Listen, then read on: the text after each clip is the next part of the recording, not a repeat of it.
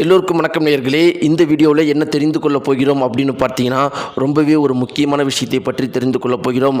பாரதி ராஜாவுடைய சமாதியில் இருந்து அழுகை குரல் வருது அப்படின்னு ஒரு சில பேர் அதிர்ச்சிகரமான விஷயத்தை சொல்லியிருக்கிறாங்க. இப்போ இந்த குறிப்பிட்ட தகவல் மிக பெருமளவுக்கு சோசியல் மீடியாக்களில் பரபரப்பாக பரவிட்டு இருக்குது. இந்த வீடியோவில் என்ன தெரிஞ்சுக்க போகிறோம்னா, பாரதி ராஜாவுடைய சமாதியில் என்ன நடந்துச்சு, என்ன அழுகை குரல் வருது, இதை சொன்னது யாரு, அவங்க மேலும் சில அதிர்ச்சிகரமான விஷயத்தை பற்றி சொல்லியிருக்கிறாங்க. தமிழகம் முழுக்க இப்போ இது பரபரப்பாக பேசப்பட்டு வந்துட்டு இருக்குது. அவங்க சொன்ன அனைத்து விஷயங்களை பற்றி நம்ம தெரிந்து கொள்ள போகிறோம். வாங்க வீடியோக்குள்ள போகலாம். நம்முடைய சேனலுக்கு நீங்கள் புதியவராக இருந்தால் மறக்காம சப்ஸ்கிரைப் பண்ணுங்க. நேயர்களே, பாரதி ராஜா அவர்கள் 84 வயதில் இறந்து போயிட்டாரு.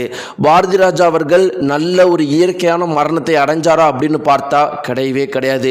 வாழ்க்கையில் இவ்வளவு வெற்றி பெற்று இவ்வளவு சாதனைகளை படைத்து யாரும் செய்ய முடியாத பல அதிசயங்களை செய்தவர். தன்னுடைய 16 வயதினிலே அப்படிங்கிற முதல் படத்தில் 3 லெஜண்டுகளை உருவாக்கின பாரதி ராஜா அவர்கள் 84 வயதில் யாருடைய துணையும் இல்லாமல், மனைவியுடைய துணை இல்லாமல், மகளுடைய துணை இல்லாமல், தான் உயிரா பாச வச்சிருந்த இந்த மகனும் ஒரு வருஷத்துக்கு முன்னாடி இறந்து தன்னந்தனியாக இறந்து போயிட்டாரு பாரதி ராஜா அவர்கள். இவருடைய இறப்பு மிக பெரும் அளவுக்கு சோகத்தை ஏற்படுத்தியிருக்குது. அதை விட சோகம், அவர் தன்னுடைய கடைசி காலங்களில் பட்ட கஷ்டங்கள் இப்போ வெளியே வர வர வர எல்லார் மத்தியிலுமே மிக பெரும் அளவுக்கு சோகத்தை ஏற்படுத்தியிருக்குது. ரொம்ப முக்கியமாக பார்த்தீங்கன்னா நேயர்களே, பாரதி ராஜா அவர்களுடைய மிக பெரும் அளவுக்கு பாசம் வச்சவர் அவருடைய மகன் தானா.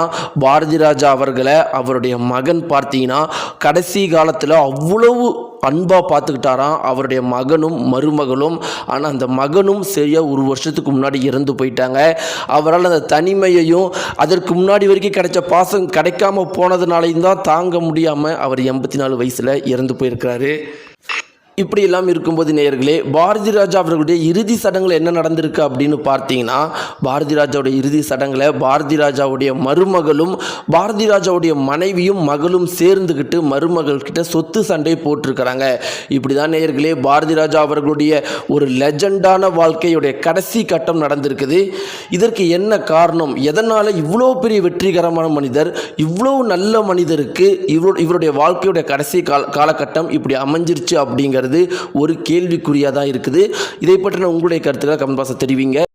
இப்படி இருக்கும்போது நேயர்களே, தற்போது பார்த்தீங்கன்னா பாரதி ராஜா அவர்களுடைய நெருங்கிய உறவினர் ஒரு முக்கியமான விஷயம் சொல்லியிருக்கிறாரு.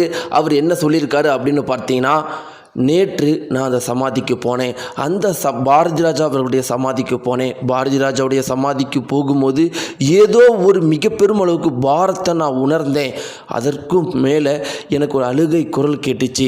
பாரதி ராஜா அவர்களுடைய குரலில் ஒரு அழுகை குரல் கேட்டுச்சு.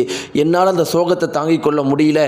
அப்போ என் மனசில் ஓடினது எல்லாம் ஒரே ஒரு விஷயந்தான், பாரதி ராஜா அவர்கள் எவ்வளவு திறமை படைத்தவர், வாழ்க்கையில் எவ்வளவு சாதனைகளை படைத்து நல்லதை மட்டுமே நினைச்ச மனுஷன் அவருடைய வாழ்க்கையில் கடைசி காலகட்டத்தில் பட்ட கஷ்டங்கள், சொந்த மகனும் இல்லாமல் இழந்து கடைசி ஒரு வருஷம் தனிமையில் அவர் பட்ட கஷ்டங்கள்லாம் எனக்கு நினைவு வர வர வர என்னால் அங்கே இருக்க முடியல. பாரதி ராஜா அவர்களை நினைத்து எனக்கு கண்ணீர் தான் வந்துச்சு. அதற்கும் மேலே ஒரு அழுகை குரல், பாரதி ராஜாவுடைய குரல் எனக்கு கேட்டுச்சு. நான் இதை உண்மையாக தான் சொல்கிறேன், நான் கற்பனையில் சொல்லலை அப்படின்னு ஒரு உறவினர் சொல்லியிருக்காரு. நேயர்களே, இந்த குறிப்பிட்ட தகவல் மிக பெருமளவுக்கு வேறல போயிட்டுருக்குது. இது உண்மைன்னு நினைக்கிறீங்களா இல்லை பொய்ன்னு நினைக்கிறீங்களா? உங்களுடைய கருத்துக்கள்லாம் என்ன?